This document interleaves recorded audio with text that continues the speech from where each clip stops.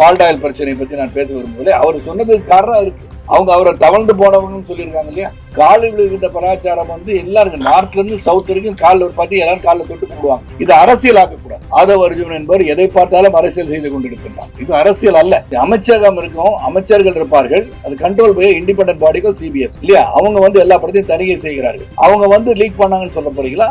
இல்லாட்டி Murugan CBS phone பண்ணி league பண்ணுங்கன்னு சொல்லுவாரா? உங்களுக்கு எது பண்ணாலும் இது அரசு தான். உங்களுக்கு அது மட்டும் தான் கண்டுக்க தெரியும். நீங்க மக்களுக்கு என்ன செய்ய போகிறீர்கள்? இதுவரை ஒரு பிரஸ் மீட் கொடுத்திருக்காங்களா? இந்த தமிழ்நாடு அப்படின்னு சொல்லும் போது இன்னைக்கு ஊழல் அப்படின்னு சொன்னா டிஎம்கே அப்படின்னு கிளியரா வந்துருது. நீங்க செந்தில் பாலாஜி மேல குற்றச்சாட்டு, கே நேரு மேல குற்றச்சாட்டு, மூர்த்தி இருக்காரு பதிவு பத்திரத்தில் குற்றச்சாட்டு, தொடர்ந்து பாத்தீங்கன்னா லாட் ஆஃப் கரப்ஷன் தான் இருந்தது. கரப்ஷன் மட்டும்தான் உங்களுக்கு தெரியுது. மத்திய அரசு தமிழகத்துக்கு செய்திருக்க பல திட்டங்களை நீங்கள் சரியாக அதை நீங்க இம்ப்ளிமெண்ட் பண்ணிருக்கீங்களா? முதல்ல நல்ல திட்டங்களையும் அவங்க செய்வதாக ஸ்டிக்கர் ஒட்டி கொடுக்கிற ஒரு ஆட்சி தான் திராவிட முன்னேற்ற கழக ஆட்சி. டெமோக்ராட்டிக் பார்ட்டின்னு சொல்றீங்க. அப்படி டெமோக்ராட்டிக் பார்ட்டி திராவிட முன்னேற்ற கழகம் இருந்தால் குடும்பத்தை தவிர வேறு யாருமே அறிவு ஆற்றல் திறமை உள்ளவர்கள் அங்கு இல்லையா என்ற கேள்வியை நான் அன்பு சகோதரன் முதலமைச்சராக இருந்த ஸ்டாலின் அவர்கள் கேட்கிறேன். தொடர்ந்து ஊழல் ஊழல் ஊழல், it's corruption. The government is full of corruption. அதை மாற்றவே முடியாது. கே நேருவா இருக்கட்டும், மூர்த்தியா இருக்கட்டும், நீங்க பொன்முடியா இருக்கட்டும், அந்த பொன்முடி மட்டும் அவர்கள் என்ன பண்றாரு? பொன்முடி அதோட அவதூறா அவரை பேசுறான். கல்விக்கு போற தமிழகம் இப்ப போதை கலாச்சாரத்துக்கு பேர் போயிட்டு இருக்கு. கரப்ஷன் தான் திராவிட முன்னேற்ற கழகம் சொல்ற அளவுக்கு போயிட்டு இருக்கு. திராவிட முன்னேற்ற கழகத்துல சிவாஜின்னு ஒருத்தர் இருக்கார். சிவாஜி கிருஷ்ணமூர்த்தியார் பேரு. அவர் தொடர்ந்து அவதூறுகளை பரப்பி கொண்டிருக்கிறார் என்பது அனைவருக்கும் தெரியும்.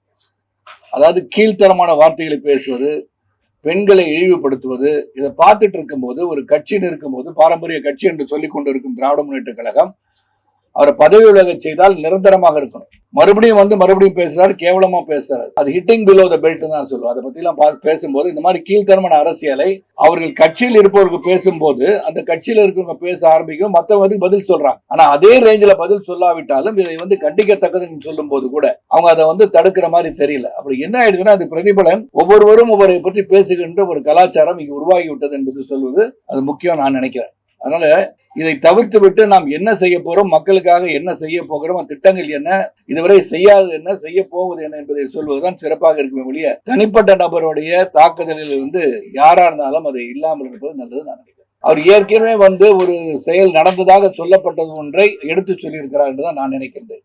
அதுக்குள்ள நான் தீவிரமா அது உள்ள டீப்பா போய் 2026 மக்களுக்கு நாம் என்ன செய்ய வேண்டும் பேசுகிறேன்.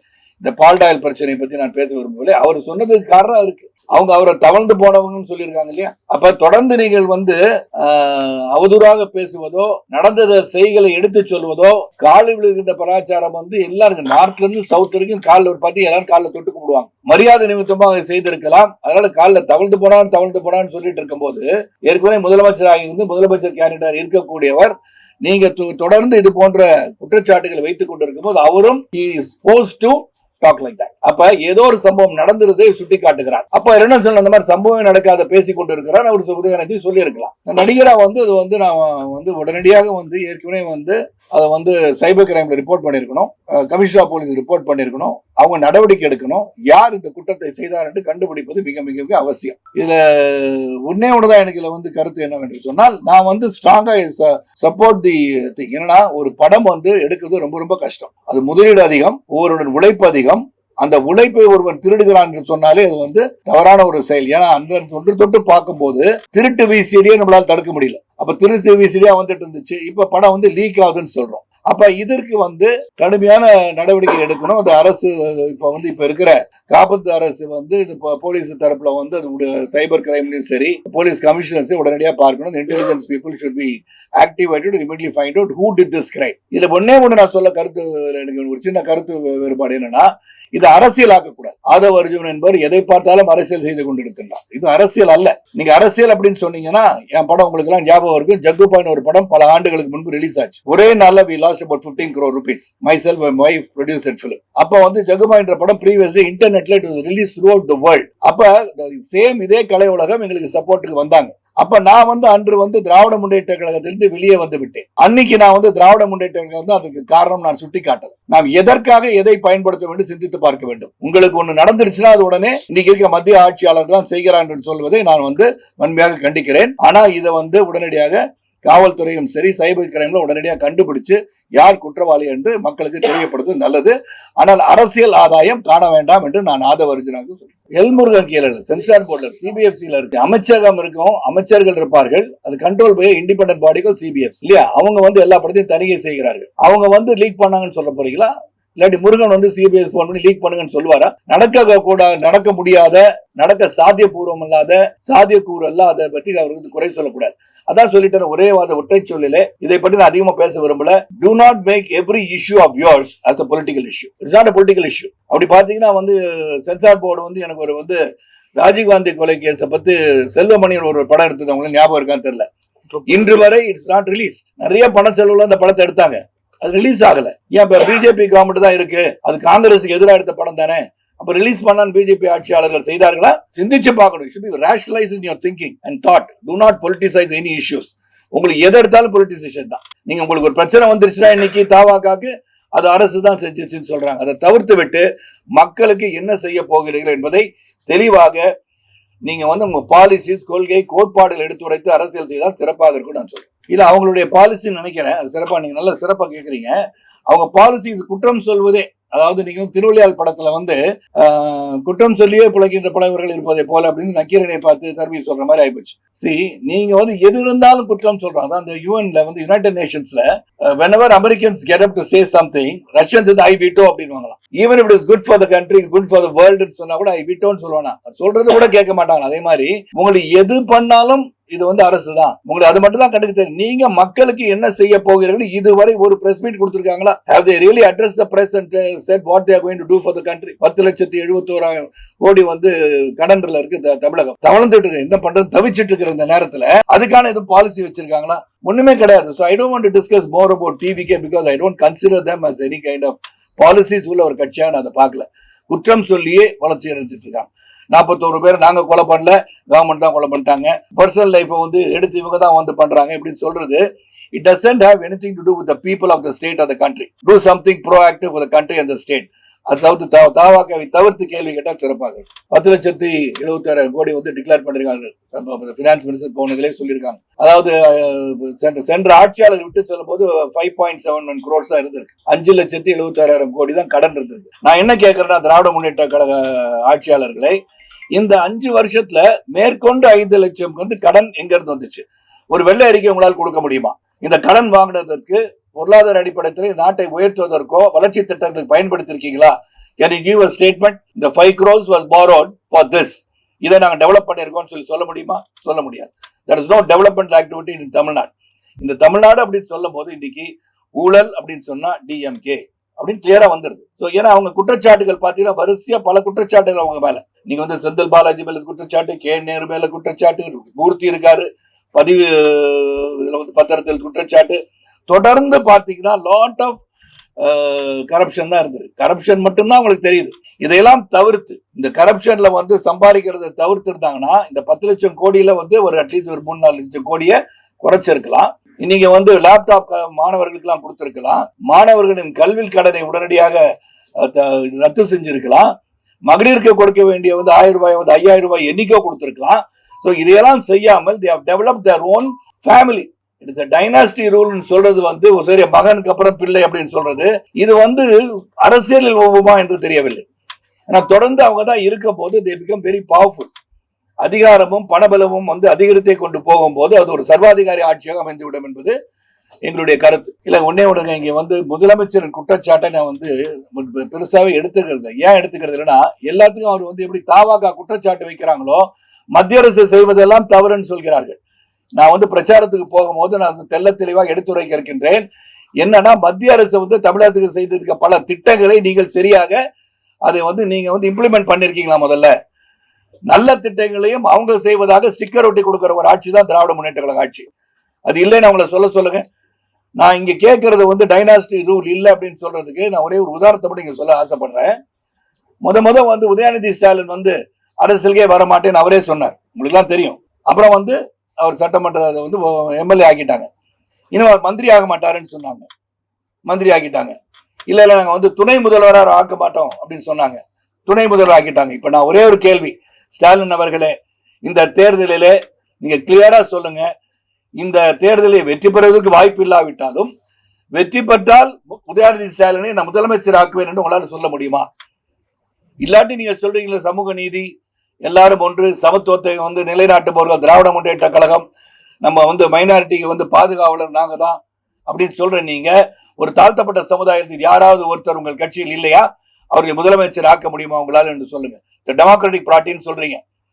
அப்படி டெமோக்ராட்டிக் பார்ட்டி திராவிட முன்னேற்ற கழகம் இருந்தால் குடும்பத்தை தவிர வேறு யாருமே அறிவு ஆற்றல் திறமை உள்ளவர் அங்கு இல்லையா என்ற கேள்வியை நான் அன்பு சகோதரர் முதலமைச்சராக இருந்த ஸ்டாலின் அவர்கள் கேட்கிறேன். அது நான் எப்படிங்க பாக்குறது? அவர்கிட்ட 10,000 ரூபாய் தான் வங்கி கணக்கு இருக்குன்னு சொல்றதும் இதெல்லாம் நான் இதை பத்தி ஒன்றும் சொல்ல விரும்பலைங்க. அது மக்களுக்கே தெரியணும்ல.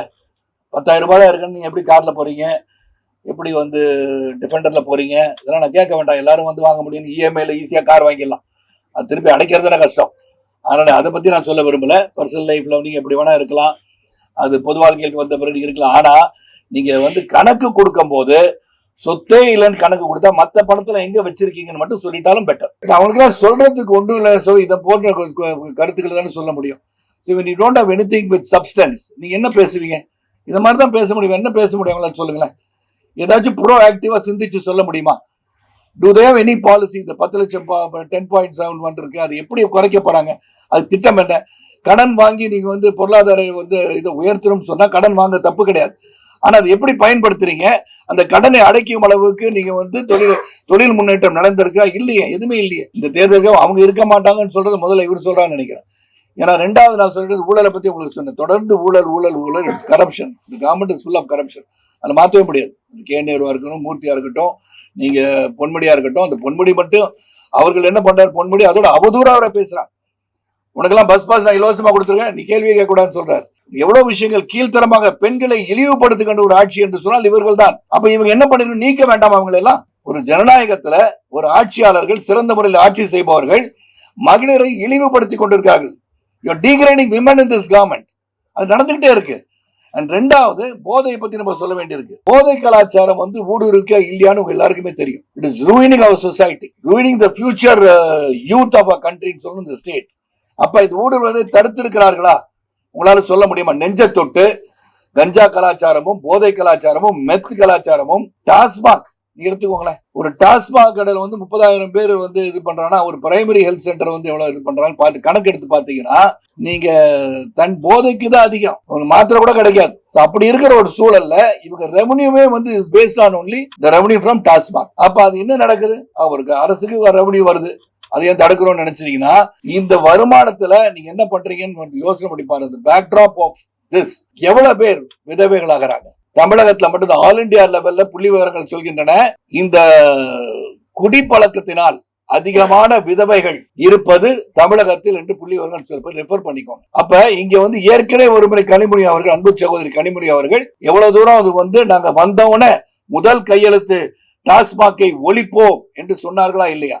அவங்களே சொன்னதுதான். தமிழகத்தில் அதிகமான விதவைகள் உருவாகுவதற்கு காரணம் இந்த டாஸ்மாக் கடை தான் அப்படின்னாங்க. இன்னைக்கு அதுக்கு நீ என்ன சொல்றீங்க? Have you not found any other alternative revenue source? உங்களால முடியல இல்ல? அப்ப you are not developed the state. உங்களால இண்டஸ்ட்ரியல் ரெவல்யூஷன் உருவாக்க முடியல, எதுவுமே நடக்கல. நீங்க எந்த ஒரு டெவலப்மெண்ட்டும் திடீர்னு சொல்லுங்க. வருவிய 1954 இருந்து 1963 வரை பெருந்தலைவர் ஆட்சியில என்னெல்லாம் கொண்டு வந்தாங்க? How was it possible? It was possible because you had a very good relationship with the center, though both were Congress government at that point of time. ஆனா that chief minister எல்லாத்தையும் தமிழகத்துக்கு கொண்டு வரணும்னு உழைச்சார். இங்க வரதையும் நீங்க தடுக்கிறீங்க. ஒரு மும்மொழி கொள்கையை எவரை தவறான முறையை பயன்படுத்தி கொண்டிருக்கிறீர்கள். Language is very important. இதுக்கு ஒரே ஒரு உதாரணம் சொல்றேன். என்ன சொன்னாங்க? இந்தியை திணிக்கிறார்கள் தவறான ஒரு பிரச்சாரத்தை செஞ்சிட்டு இருக்காங்க. மக்கள் தெளிவாக புரிந்து கொள்ள வேண்டும். நீங்க பாலக்காட்டு கிட்ட இருக்கீங்க, கேரளா பார்டர்ல இருந்தீங்கன்னா லேர்ன் மலையாளம். ஆந்திரா பார்டர்ல இருக்கீங்களா, அங்க தெலுங்கு கத்துக்கோன்றாங்க. இந்திய ஒண்ணு கத்துக்கோங்கன்னு சொல்லல அவங்க. Hindi is a common language spoken through out the country. இங்க இருந்து நான் பயணிக்கும் போது எங்க போனாலும் ஹிந்தி பேசிட்டு அவங்களால சர்வை பண்ண முடியுமா முடியாதா? உங்க நெஞ்சத்தோடு சொல்லுங்க.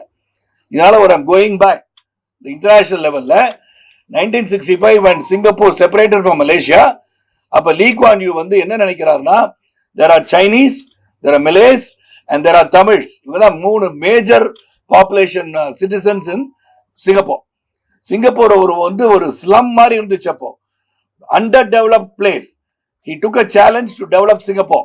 அப்ப என்ன பண்ணாரு, ஒரு காமனா என்ன பண்ணலாம், மலையை வச்சா தமிழர்களும் கோபித்துக் கொள்வார்கள், அப்புறம் சீனர்களும் கோபித்துக் கொள்வார்கள் அப்படின்னு சொல்லி மலையை வச்சா இவங்க ரெண்டு பேரும் கோச்சுக்குவாங்க, ஒரு ஒற்றுமையை உருவாக்க முடியாது சொன்னோட the common language that was used in English boldly said by Lee Kuan Yew. அப்ப லீ குவான் யூ எடுத்த முடிவு சரியான முடிவா இருந்தனால் சிங்கப்பூர் வளர்ந்தது.